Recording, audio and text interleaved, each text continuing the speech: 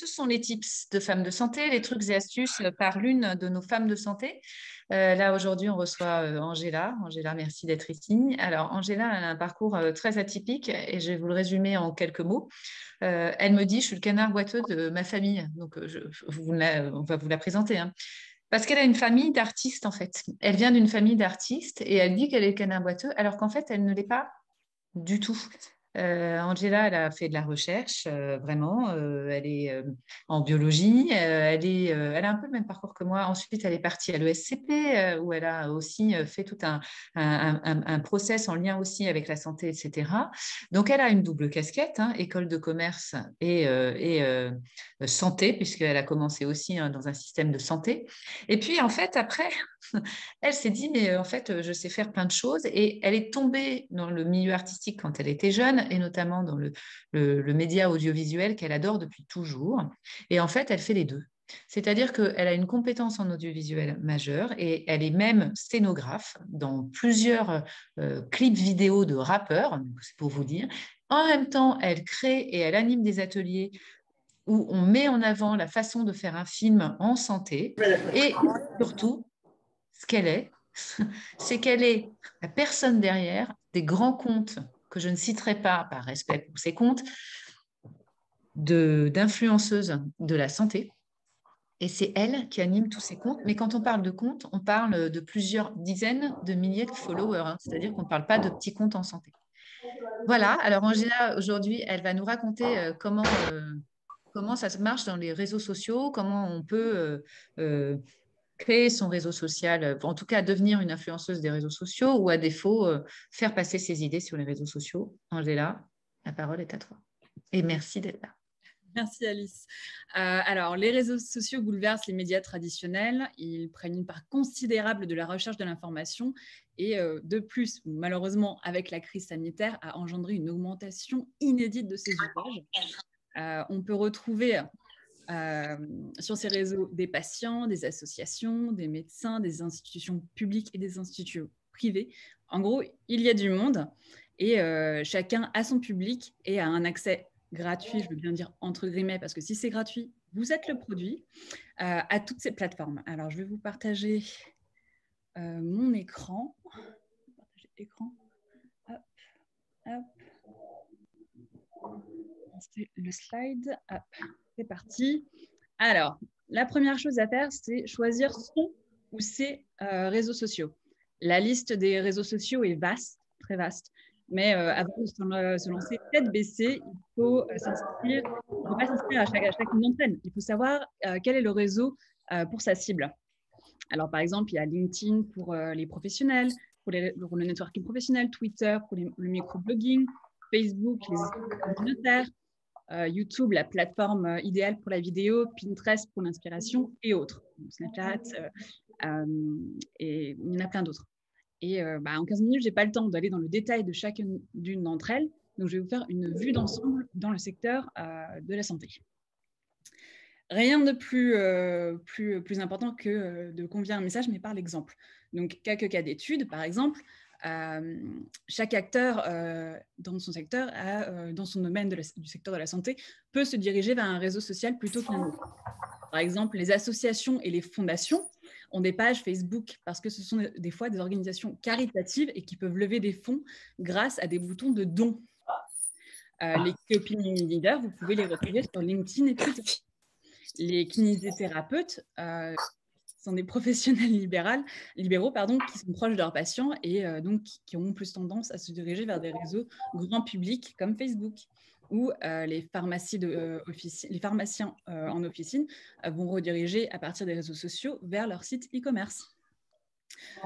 Le but, plus précisément, est d'augmenter la visibilité et de fédérer des communautés. Il faut mettre en place pour cela une stratégie.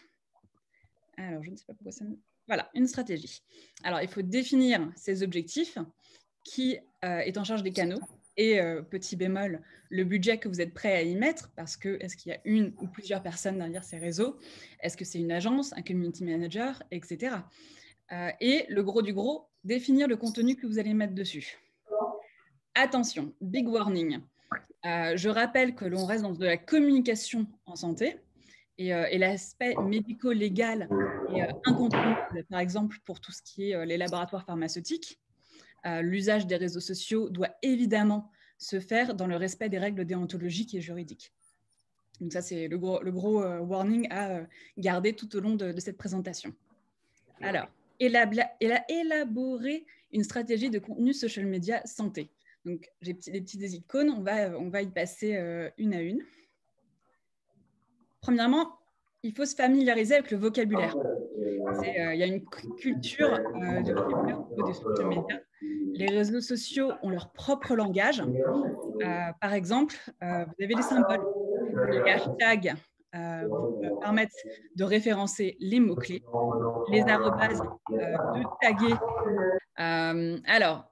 Je reviens en arrière. Donc, il faut se familiariser avec la culture et le vocabulaire des médias sociaux. Ils ont leur langage propre. Donc, par exemple, il y a certains symboles qu'il faut savoir connaître et reconnaître. Le hashtag pour référencer les mots-clés ou faire des suivis d'événements. Les arrobases pour taguer les gens et inciter les gens à retrouver un certain poste en question.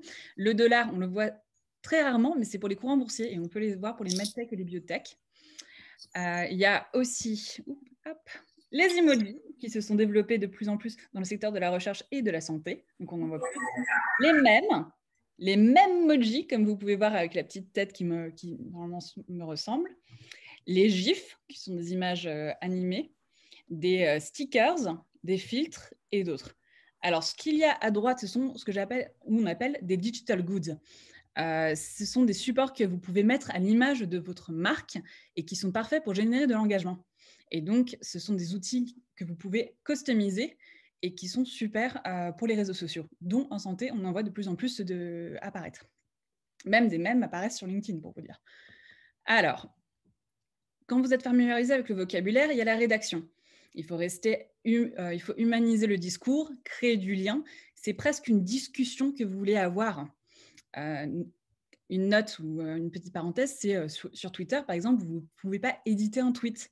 Il est bon à mettre à la poubelle. Ou sur LinkedIn, c'est impardonnable dans l'algorithme de l'éditer. Il y a même une époque où si vous l'éditez, vous perdiez tous les tags sur les prénoms. Ça a été réglé entre-temps parce qu'il y a le feedback.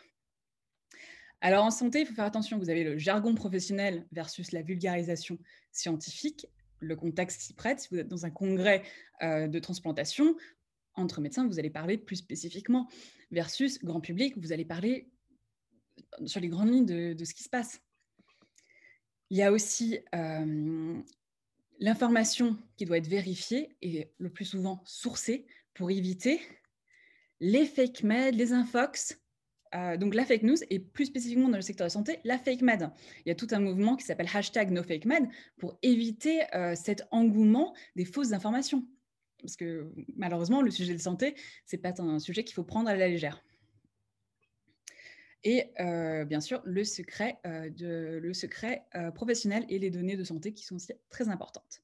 Donc, après ces deux petits points, il faut regarder le contenu en son sens large. Il y a aussi le respect du secret médical, mais aussi le droit à l'image. Attention, vous retournez dans un community manager qui va prendre des images et du contenu. Il faut vérifier que tout ça soit conforme. Quelques idées en bande passante. Vous pouvez créer pour les ressources humaines des appels de recrutement, des interviews. Sur Instagram, on vend souvent des fiches de cours d'étudiants en médecine, en infirmier, des cas cliniques.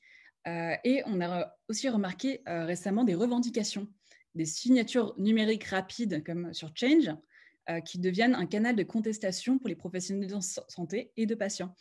Mais le plus important, donc ça c'est un nouveau phénomène et on le voit et c'est très important. On l'a surtout vu au Ségur de la santé aussi. Mais le plus important que je trouve, c'est les réseaux sociaux, ça vous permet d'aller dans les coulisses. Ça dépasse les frontières physiques et vous emmène le regard au-delà des portes habituellement fermées. Donc les salles d'opération, les usines de production, par exemple de Servier. Donc c'est quelque chose auquel vous pouvez élaborer du contenu sans amener trop de monde dedans. Alors, les coulisses. Je sais ce que je veux dire, le topic que je veux dire, mais maintenant, je vais voir comment je vais faire. Alors, il y a l'importance du format en fonction des différents réseaux.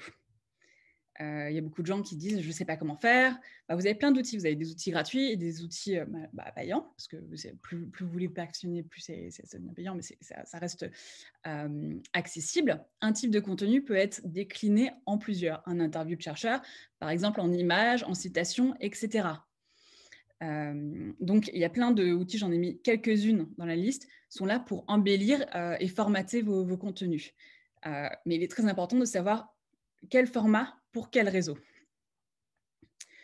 À noter que dans les tendances, parce que c'est une question qu'on me pose la question, quelles sont les tendances sur les réseaux sociaux, la vidéo prend une forte place, ainsi que le vivre en direct, donc le live. Donc ça, ce sont des directions que vous devriez prendre. Alors, le contenu peut devenir soit du good buzz, soit du bad buzz. Et ça, c'est pour tout type de contenu, mais on le voit aussi pour des topics en santé. Donc, voici quelques exemples. Good buzz dans les médias sociaux au service des patients, le Ice Bucket Challenge qui a fait le tour du monde, ou le Egghead Challenge. Et à l'inverse, du bad buzz, donc par exemple des conversations de groupes Facebook entre médecins qui se moquaient de leurs patients, malheureusement, qui ont été reportées et retrouvées dans les médias. Et des images controversées d'une réplication d'un mème qui s'appelle Danse du cercueil, où des infirmières sur TikTok se sont amusées à le répliquer. Et il y a eu toute une polémique de se demander s'il y avait vraiment un corps humain dans cette vidéo. Donc, avec ce dernier exemple, on se demande où est la limite de la communication interne et externe. Quelles informations ont le droit de circuler, parce que tout le monde a un téléphone, donc tout le monde peut capturer ces choses et les mettre sur les réseaux. Donc, mettre en place un guide, une charte interne, c'est très important. Il se peut que vous pouviez trouver ceci. Déjà, des fois, l'erreur 404, où on ne voit plus votre contenu. Il se peut plus fréquemment dans ce secteur de la santé voir cet affichage dû à du contenu sensible qui a été posté ou jugé par la plateforme comme inapproprié. Nudité, cancer du sein, prostate, opération, sanglant, quelque chose qui peut ressembler grotesque, etc. Par exemple, Alexandre Loupi, ici, est néphrologue et a du contenu vis-à-vis de la transplantation, qui peut être pas forcément approprié, jugé par les réseaux. Alors, juste pour citer un exemple, la censure de la page Facebook des comptes dits Téton Tattoos, Shop d'Alexa Kazar, qui est femme de santé, et d'expérience personnelle, les comptes de Délicate Prostate, où je parle au titre de mon père sur le cancer de la prostate, ont été suspendus pendant plus de 6 mois parce que la plateforme avait jugé que le contenu était d'orientation sexuelle. Donc, on n'est pas à l'abri quand on publie. Donc, j'aime bien dire ça, on n'est pas à l'abri quand on publie. Publier, oui, mais quand? Donc ça, c'est un autre sujet. Voilà. Définir son planning. Donc, vous savez, vous avez les codes pour les réseaux sociaux, vous savez ce que vous allez mettre, vous avez formaté votre contenu. Quand est-ce qu'il faut le mettre? Ça dépend de votre audience et de la plateforme sur laquelle vous êtes. Donc, chaque plateforme a ses petits codes et vous allez vous régler en fonction de votre audience. Et donc, définir son planning pour tout le contenu, un calendrier éditorial multi-réseau. La clé du succès, c'est de préparer un programme qui précise quel contenu vous souhaitez publier, à quel moment et sur quel réseau. Donc, j'ai mis plusieurs outils ici qui vont de gratuit à payant en fonction du nombre de posts que vous publiez, donc la régularité. Et je vais en revenir dessus. Les réseaux sociaux, vous êtes en flux tendu. Ça veut dire que c'est 24 heures sur 24, on ne dort pas. Donc, le rétro-planning vous libère de la place pour faire de l'instantanéité. Le contact direct est très important et à le garder. Il faut garder du temps pour ça. Attention, vous serez rapidement dépassé en essayant de gérer trop en même temps. Avoir un catalogue de réponses type à l'appui, ça vous sauve. Et en santé, vous pouvez vous focaliser sur les événements avant, post, après, partenariat, témoignages, congrès, remise de prix, journée de sensibilisation. Vraiment se faire un calendrier mensuel ou annuel sur les choses, sur les topics que vous pouvez parler. Vous avez posté, et vous allez revoir le retour sur ce que vous avez produit. Que pense votre communauté? Qu'est-ce qui se dit? Comment est-ce que je peux améliorer sur le retour et le feedback que j'ai? Alors, mesurer l'engagement, les KPIs, transformer votre compte en business pour avoir gratuitement certaines analyses sur vos propres profils et sur les mots-clés.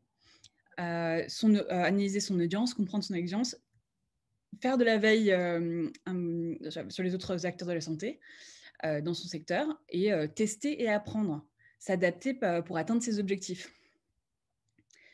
Alors, ça vous boucle un petit peu la stratégie à mettre en place de A à Z. Mais tout au long, je voudrais ajouter un petit 3, c'est veille et formation pour vous-même. Il est aussi important de faire sa veille et continuellement se former aux nouveautés sur les réseaux, parce que entre les mises à jour, vous êtes complètement dépendant des règles de ces plateformes. Pour le meilleur que pour les pires. Hein. Quand Twitter décide de doubler ses caractères de 140 à 280, c'est super, il y a plus de place pour s'exprimer. Ou pour le pire, par exemple, Instagram qui décide de passer du triptyque et annonce qu'ils veulent faire 4 images à la suite sur le grid, ce qui, pour certaines marques, est dévastateur parce que ça change toute leur mise en place sur les grilles. Donc, j'ai mis quelques exemples, vous pouvez retourner dessus sur le replay après. Donc, pour les petits mémos, il est important de maîtriser ces réseaux, bien les choisir, donc les comprendre, vocabulaire, outils, etc. Sécuriser ses comptes, gestion du temps, bien gérer son temps, veiller à son réputation, faire sa veille, rester informé. Vous restez, bien sûr, dépendant des plateformes, je ne ferai que le répéter, et faire de la pharmacovigilance pour les concernés. Alors, et je vais vous finir, je ne sais pas, j'en suis pas où j'en suis sur le temps parce que mon écran est un petit peu décalé. D'accord. Et un bon équilibre pour une bonne santé numérique, c'est ce qui vous sauvera la vie. Voilà. Merci beaucoup, Angela. Moi, je vais rebondir tout de suite sur une question. Je ne t'ai pas interrompue. D'habitude, j'ai toujours un ping-pong. Il y a quelque chose, je pense pour lequel on est tous concernés, on l'a tous eu à un moment, c'est les trolls. Alors les trolls, pour notre audience et pour celles qui ne connaissent pas, c'est quand quelqu'un vient vous pourrir votre post et va aller sur soit des insultes, soit une façon de faire complètement limite perverse. Hein, voilà. Par exemple, je l'ai vécu, j'ai enlevé mon post ce week-end, j'ai fait un post pro-vaccination. Voilà, et on a le droit d'être contre. Hein. Je n'ai pas dit qu'il fallait la rendre obligatoire, mais peu importe. Et on m'a expliqué que si une femme enceinte lisait mon poste et qu'elle perdait son bébé, je serais responsable. Voilà, typiquement, ça, c'est un poste. Et on tombe dans l'irrationalité dans ces cas-là, et on sait que tout le monde se déchaîne. Est-ce que tu peux nous expliquer un peu ce qu'on fait dans ces cas-là, quelle réaction on doit avoir pour quand on se prend des scuds comme ça qui sont finalement pas du tout rationnels. Donc, tu ne peux pas discuter là-dessus. Alors les antivax, c'est un sujet parce que c'est une guerre de l'information. Alors, c'est ce qu'on appelle des trolls. C'est des gens qui vont viser à générer de la polémique.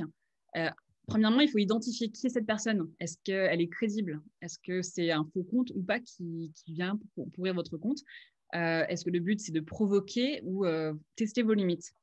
Vous avez 3 options en pratique. C'est 1, l'ignorer. Si votre audience ne l'a pas vu, vous pouvez l'ignorer. Et normalement, ça se passe assez bien. Deuxième, c'est bannir ou bloquer ou enlever le post. Le problème, c'est que vous risquez de vexer la personne et elle reviendra plus agressive. Donc ça, bon, moi, de pratique, j'élimine jamais les messages. Mais dans les cas extrêmes, oui, il faut éventuellement bloquer. Et troisième cas, c'est argumenter. Alors, proposer une discussion en message privé, oui, on n'a pas les mêmes, on n'a pas les mêmes points de vue. Si vous voulez, on peut prendre cette discussion en privé. Vous pouvez avoir dans l'argumentation du renfort d'une personne externe. Donc, ce n'est pas vous qui vienne, il y a quelqu'un d'autre de votre équipe ou externe que vous connaissez qui vient au rescousse, mais sans mettre de l'essence sur le feu. Donc, il faut bien choisir ses mots. On peut voir l'occasion de faire preuve de créativité, hein. En utilisant de l'humour. Bon, après, dans la santé, faut y aller doucement avec des pincettes. Mais s'il y a un message à retenir, c'est « Don't feed the trolls ». Ne nourrissez pas les trolls. Il y a des gens qui sont là et ils ne veulent pas être raisonnés. Donc, ne leur donnez pas de quoi rebondir. Voilà. Écoute, je te remercie beaucoup. Donc, c'était les tips de femmes de santé, les trucs et astuces des femmes du réseau pour les femmes du réseau et pour les gens de l'extérieur. Si vous voulez nous rejoindre, www.femmes avec un S de santé sans accent le tout attaché.fr.